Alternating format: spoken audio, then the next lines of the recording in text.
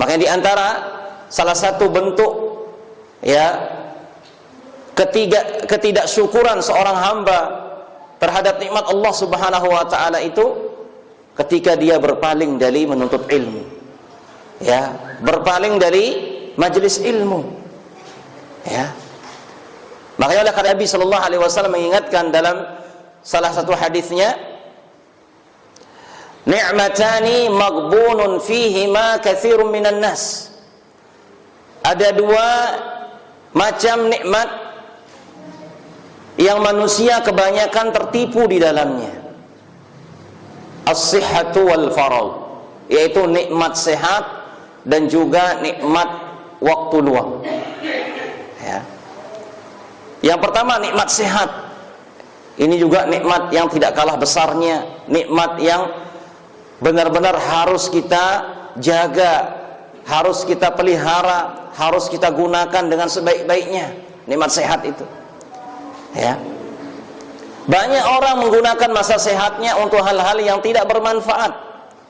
Mengisi masa sehatnya untuk hal-hal yang mungkin manfaatnya hanya sesaat. Manfaatnya hanya dia bisa rasakan ya beberapa hari, beberapa bulan, beberapa tahun, atau hanya semasa dia hidup di dunia. Ya. Tidak menggunakan masa sehatnya untuk hal-hal yang bermanfaat bagi dia, terlebih untuk kehidupan akhiratnya kelak. Ya.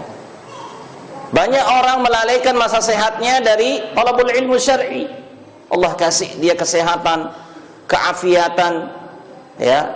Allah kasih dia kemudahan, sehat kedua kakinya untuk berjalan, ya. Sehat fisik badannya bisa bergerak, ya. Sehat kedua matanya untuk melihat, kedua telinganya untuk mendengar, dan sebagainya dari macam kesehatan yang ada pada fisiknya, ya. Namun lalai dari menuntut ilmu agama, ya, lalai dari belajar ilmu agama, lalai dari menuntut ilmu syar'i ini, Al-Quran dan Sunnah Nabi Sallallahu Alaihi Wasallam.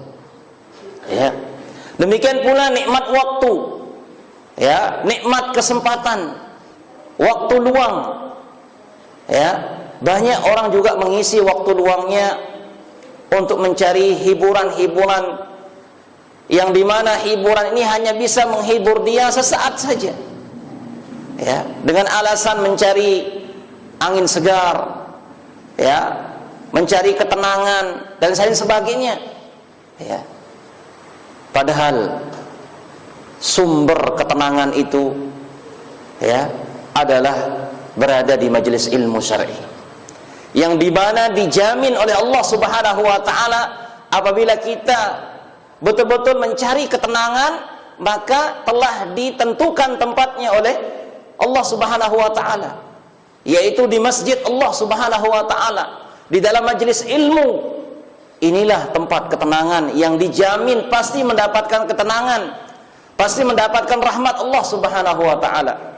Sering kita ucapkan sabda Nabi sallallahu alaihi wasallam, "Wa majtama'a qaumun fi baitin min buyutillah yatluna kitaballah wa yatadarasunahu bainahum illa nazalat alaihimus sakinah wa ghasiyatuhumur rahmah wa haffathumul malaikah wa dzakarahumullahu fi man indah." Tidaklah berkumpul suatu kaum dari rumah Allah Subhanahu wa taala, yatluna kitaballah, mereka membaca Al-Qur'an. Ya. Kalau kita betul-betul sungguh-sungguh mencari ketenangan, datang ke masjid, buka Al-Quran, kita baca Al-Quran, karena itu bagian dari berzikir, yang dimana Allah Subhanahu wa ta'ala mengatakan di dalam Al-Quran, ala bidzikrillah tatma'innul qulub, ketahuilah dengan berzikir kepada Allah, hati kita akan jadi tenang. Ini firman Allah dalam Al-Quran, ya. Jadi mencari ketenangan itu sangatlah mudah, ya.